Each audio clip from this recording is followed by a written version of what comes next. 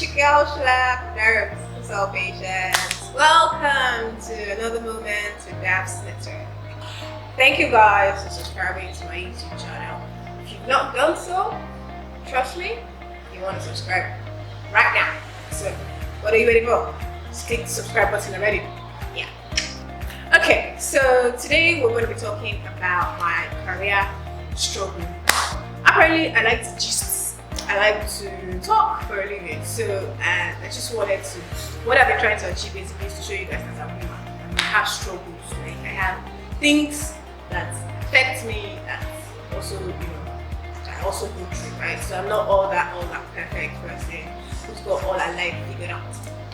So when we're talking about my career struggles, especially with the Nigerian factor. I'm so sorry if this video is going to offend Nigerian employers. It's no means to hurt you guys, but just to sort of bring to reality what we face and how these things affect us, right? Now, I started my career here in Nigeria in 2016. I had a passion for HR, so aside the fact that I do vlogging, I actually do HR. HR is my first love, first love. I love doing HR. And so I started as an intern HR. Now I'm just going to pick out the major things I've always had to struggle with as far as Lagos, Nigeria, and work is concerned. Right? Going through it all, one of the things that had affected me has always been Lagos stress. I am very stubborn, which means I like to prove my worth a lot. I like to make people know that, look, I can do my job.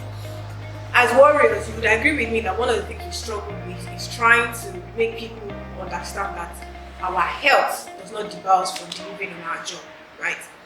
So this has always been the problem. I always wanted to prove a point to whoever that cares to hear that I can do my work, irrespective. So transportation in Lagos does not make life any easier. I mean, you sit down in endless traffic, going from the mainland to the island, especially if your job is on the island, and that in itself just stresses me out. Now, all of this naturally will now start telling my body because you have to do it Monday to Friday every week. Sometimes show up in the office on Saturdays. Now, when all of that happens, it's usually a circle for me and will break down. So this is how the circle starts. The circle starts with me trying to impress my bosses that I'm the best person for the job. Try to make them believe that. My body then says, wow, that's a very nice thing to do. So because I'm trying to impress my bosses now, I push it, down. 2 weeks into the job, guess what? Sometimes 1 month, guess what? Had a crisis. Now, you all will agree with me that it's not entirely as easy or as comfortable on Nigerian employers, on employers generally, when you're not getting quote and unquote value for money.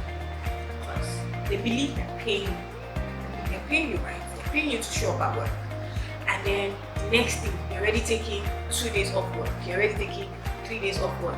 Sometimes 1 week off work because your body says, I'm sorry, we can't do this.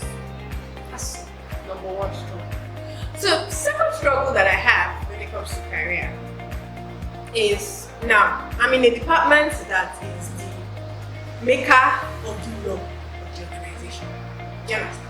Which means, for example, you give a law that says, if you know you're not going to show up in the office once it's 7 o'clock, you're supposed to call your employer, If you know you're not feeling fine, you're supposed to call them at least a day, those kind of things, those kind of policies that we come up with. Now, second struggle is when you are the one that is making the law, and unfortunately, your health is not entirely helping you to uphold the law.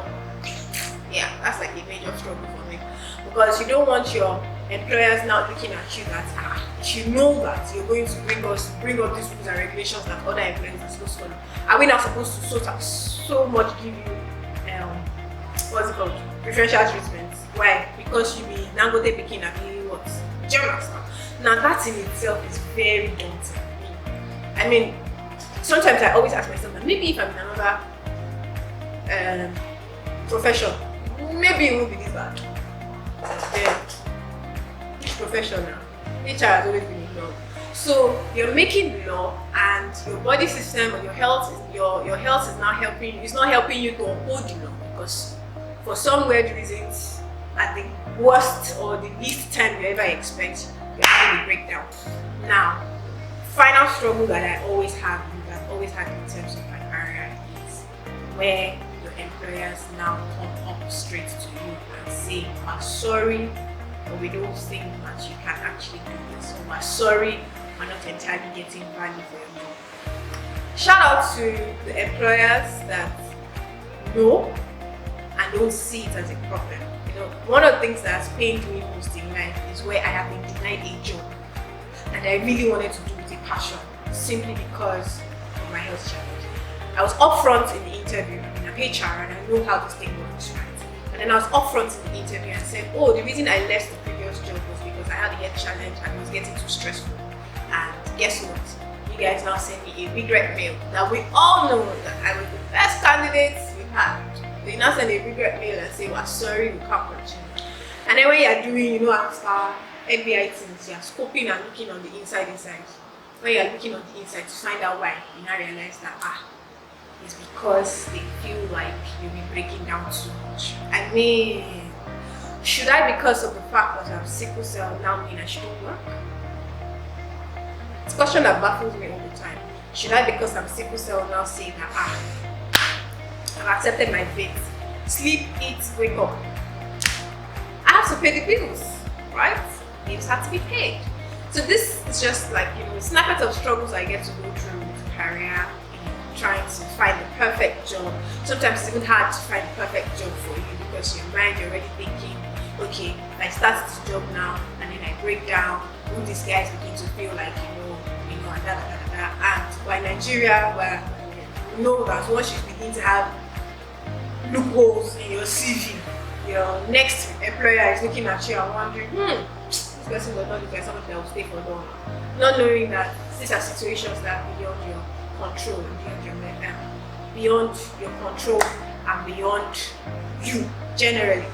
This is me reaching out to employers generally and saying, the fact that the person sitting at the other side of the table has a health condition should not in any way debar you from trusting the person's ability to deliver on the job.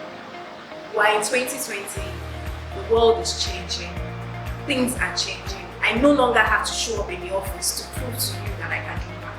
No, it's no longer a criteria. I mean, there's something called working from home, right? Yeah. So let's look beyond the person's health condition, because it's just a health condition. Let's look beyond that and actually try as much as possible to see how well that person can do what the person has applied for. Let's look beyond our bias and our impression that it has to be this way, or it has to be perfect, or the person has to be whatever in our head, and look out for the person's skills, competences, and talent first. Because trust me, if I could choose, I probably wouldn't choose this path. I probably would not choose this health condition.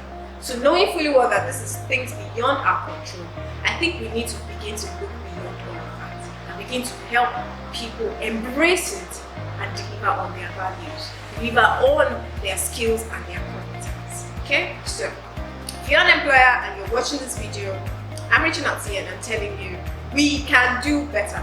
You just need to give us the shot. You just need to give us a try. Okay? Alright guys, this is it from me, Dario of the Sicklecell Patients. I'd like to shout out to Ayo Marie Clothing for this lovely outfit. I mean, I feel like a baby girl that I am. You know what I'm talking about? Yeah. Thank you, Ayo Marie. If you want to have something like this made for you, I put her Instagram handle in the description box. Feel free to click on it and order a piece for yourself. Okay? Thank you guys for watching. Please remember to subscribe to our YouTube channel and follow us on Instagram. It's at DAPS_network. Until we come your way again next time. Remember, sickle cell is not a disease, it's not a deformity. We're perfect, we're fit, and we're whole. Stay blessed.